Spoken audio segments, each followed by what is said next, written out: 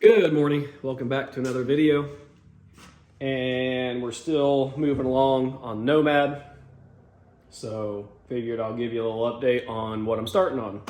So had a question which I replied to it in the comments, but I know some people don't check their emails to see if I respond or even check the video again. So I will go over this and explain why we do what we do here. Everyone does something differently. So on this back cargo area, I got the question, why didn't we epoxy it right after we got it, or epoxy prime it? I'm a firm believer in not just epoxying over bare metal. Some guys blast cars, immediately get them an epoxy primer, and then start doing body work, which you're just wasting material. I mean, that's just my opinion. I prefer to get stuff blasted, strip it down, however we decide to do it. I prefer a self-etch primer first. That's going to etch in and protect anything from ever getting into that metal and starting any rust. Then I can almost use that self-etch as a guide coat in a way and get all my roughed in body work done, and then take some self-etch and kind of dust in the areas where we went through to bare metal. Then we step up to the epoxy primer, because if you just epoxy primer right over bare steel, primer, I don't care what it is, epoxy's better than the others, but primer in general is going to absorb. It is going to get moisture in, then it's going to go right down to that surface and start rusting and just come right through your primer, paint, everything. That's just me. That's just stuff I've seen personally over the years of doing this. So that is why this stuff is still sitting in bare metal. I got self-etch on the way. So I'm actually going to self-etch all this stuff. In either an etching red oxide or an etching green, whatever I can get it in. I prefer the red oxide just because that's what these cars had originally. But anyway, either way, that's what I like to do first. Then we can go over it with a primer and undercoating, paint, whatever we decide to do. So sorry for that. I just kind of wanted to throw that out there, why we do what we do. Now, a car like this isn't going to be getting driven in any weather. So if you just prime over bare steel with the epoxy, and it's going to be your hot rod, fair weather car, you're probably going to be fine. So there's more than one right way to do it, but that's why we do what we do, just because we've seen stuff happen, and we don't want to have a client coming back and run that risk of having rust come back through. So anyway, where I'm at right now is I'm ready to etch prime all this stuff I've done, as well as all the welds. And then I went over to our storage building and got the seat braces. I completely forgot about these things for the rear seats. So I looked in, they're out of stock in some places, and they're about $150 to get them. And and one place they were out of stock, and the other place was a 2 to 3 week ship time, and that's if you're lucky. So these are kind of roached out in a way, but if you look, you can still see the welding flange all the way around. So I think I'm just going to section these things and repair them myself. I might spend, a few hours getting them knocked out, but that's a lot better than waiting a month to get them if we're lucky, if they're even in stock. So I went ahead and got those out so those can be repaired, and then when we go to put the rear seat in, we can bolt those to the rear seat and make sure they're sitting in the right spot, and then weld them in. So that's kind of where I'm at there. In a previous video, I had mentioned these pedestals. I think that's the passenger side. Here's the driver's side here. These actually go right in here like that and go over the body mount hole, which is right there. So it'll basically sit in there just like that. But I don't want to do those until the toe boards are in. So yeah, so right now I'm gonna go ahead and get on cleaning up some welds back here, getting all this stuff primed. And then hopefully once all that's done, we may have to set it back on the chassis to kind of move the thing around. And then when the toe boards come in, we'll be knocking that out. So sorry for all the talking. Let's go ahead and get started on this and get it knocked out. Okay, guys, went ahead and cleaned up the areas where my support bars were out back here. So we're good there. Got everything shot vac and cleaned up real nice in the back. I even did the floor up here, but all that, so we're ready to self-etch. So got our cans right here, and that way I can kind of control the overspray and whatnot. So we'll go ahead and start getting this thing dusted up and covered.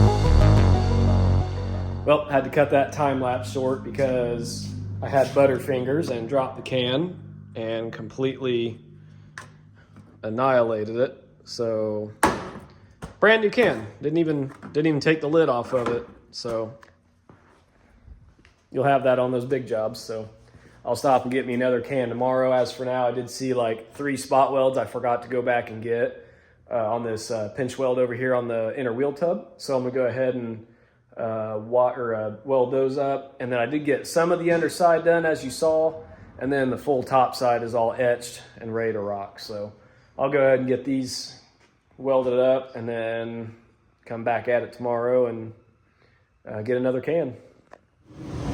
All right, it's the next day since I screwed up and broke that self-etch can. We'll get back on that after lunch, but for now, let's go ahead and get a start on these. So as you can tell, you can still see it still has some of the mounting lip there. Same with this side, you can see where it came down to, and same with the front.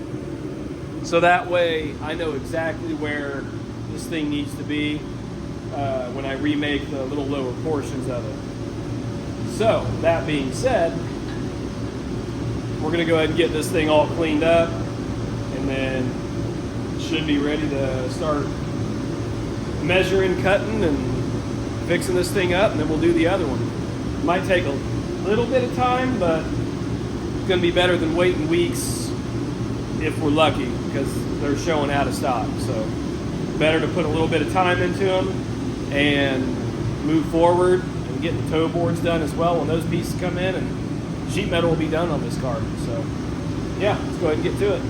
All right, guys. So what I've done, so I basically got all those screws heated up and got the seat brackets off of the actual pedestals. Broke one of them. Of course, there's always one, but I drilled it out and ran a tap through it and salvaged the threads, which it was not that one.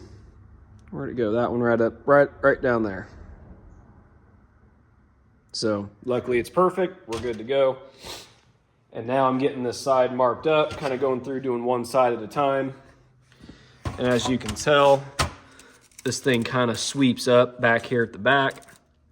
And I'm gonna do one, I mean, you can do this differently. You could just do this all as one, but it's easier for me since this is still intact. I'm gonna come up from right here at this break point where it sweeps up, come up, go over and come down, replace this piece, flange it, replace this piece, replace this side, and then the little lip on the other, and then I might come back and do this as well.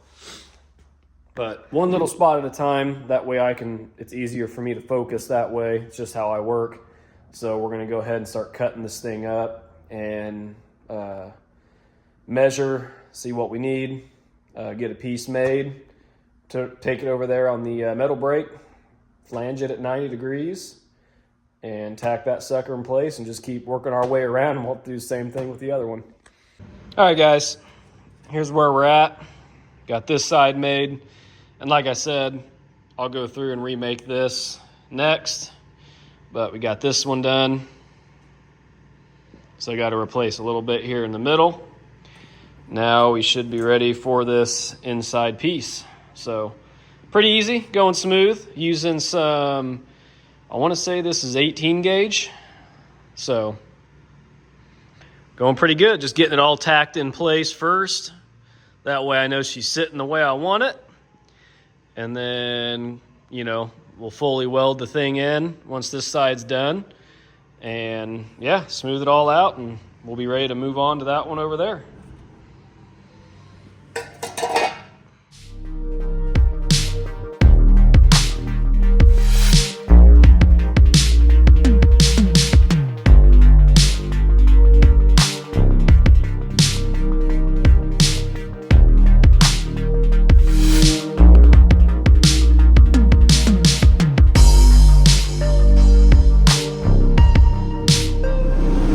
All right, guys, checking back in, and I went ahead and finished up those seat braces. So figured I'd show them to you. I got them mocked up, but obviously I'm not going to weld anything in place until we're actually able to bolt those to the seat, set them in there, and be sure we're squared up and it's going to be sitting right. So you don't want to weld those in first. Go to bolt that seat up and it don't fit. So anyway, these things aren't perfect, but all the main flanges have been fixed so I can weld it. So they're sitting right where they should go, right up against the wheel tubs. So pretty happy with them. Like I said, we'll touch base more on that when we get to the interior, but at least they're done. I just got to punch some holes in the flanges and then we'll be good to go.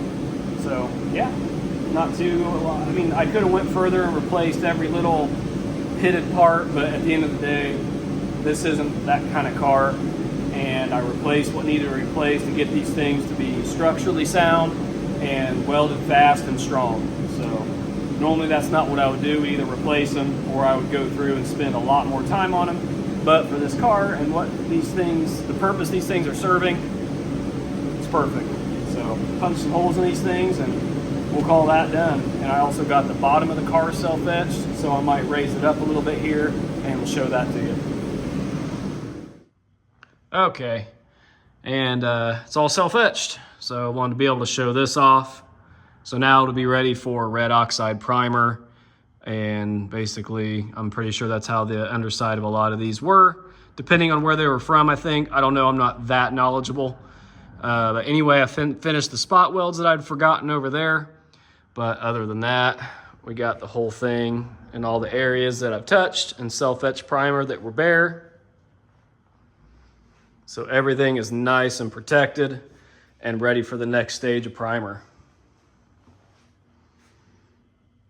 So yeah, that's probably gonna do it for that portion.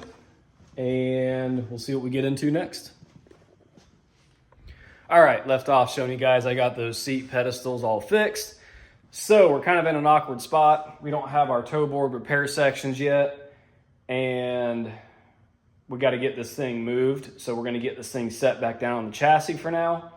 But I did go ahead and, since I didn't have those, I went ahead and finished stripping the paint on the passenger side. So show you what we got. Now this isn't finished product. You know, there's a lot of blending and some body work I got to do on the metal work we've done, obviously. But got this side all back down.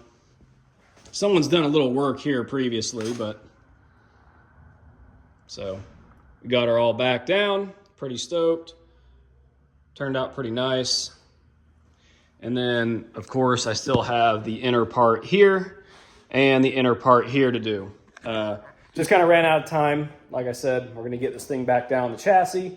Once it's down the chassis, I'll go over what we got coming up and give you guys a little update at the end of this video here on why we're putting it back on the chassis and opening up this spot in the lift bay and whatnot. So let's go ahead and get this thing set back down and we'll get to it.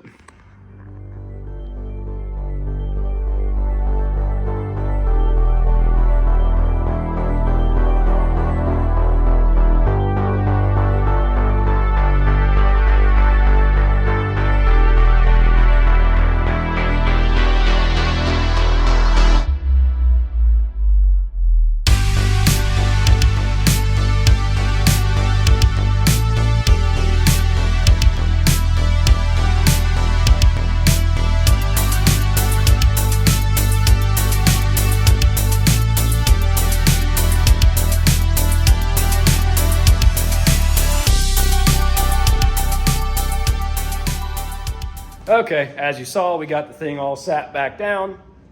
And obviously I'm not putting any body mounts or shims or bushings or anything in it right now. Just a couple bolts in the front just for safety. But yep, she's all sat back down now. Very happy with it.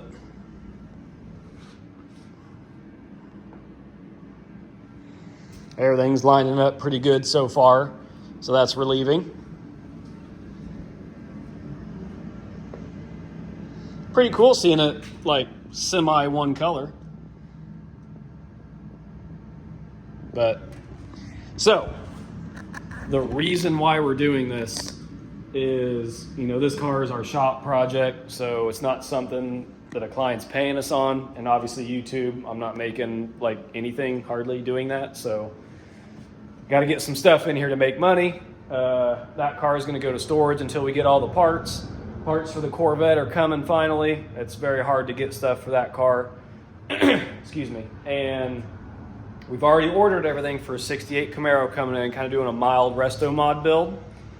Sniper fuel injection, a cam swap, you know, painting the engine up real nice. Let's see, what else are we doing? Lowering it, tubular A-arms, wheels, tires. What else are we doing? Wheelwood brakes all the way around with Wheelwood master cylinder lines, proportioning valve, all that fancy stuff. So it'll kind of just be like a real mild, you know, resto mod, pro touring kind of build.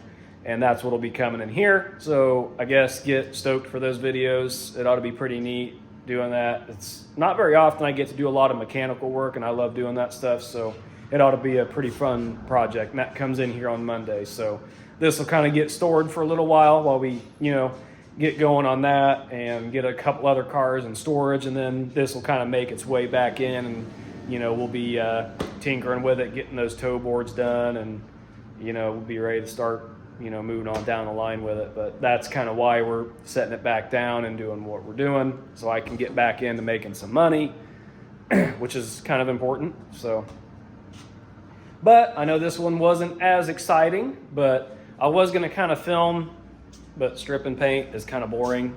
So this was just a mixture of razor blades and 240 grit sandpaper. And like I said, this is not a finished product. There'll be a lot of stuff that I go and do to make it look, you know, a lot better when I blend stuff and airbrush and all that. So, but anyway, that's going to do it for this one. Hope you guys enjoyed it. Hope you're looking forward to that 68 Camaro build, as well as some other stuff we got going on. Let me know what you want to see. If you guys want to see an update video on everything we're going to have going on once we rearrange, let me know. I'll film one. But other than that, we will see you guys in the next video. Remember to like, comment, and subscribe, and we'll see you then.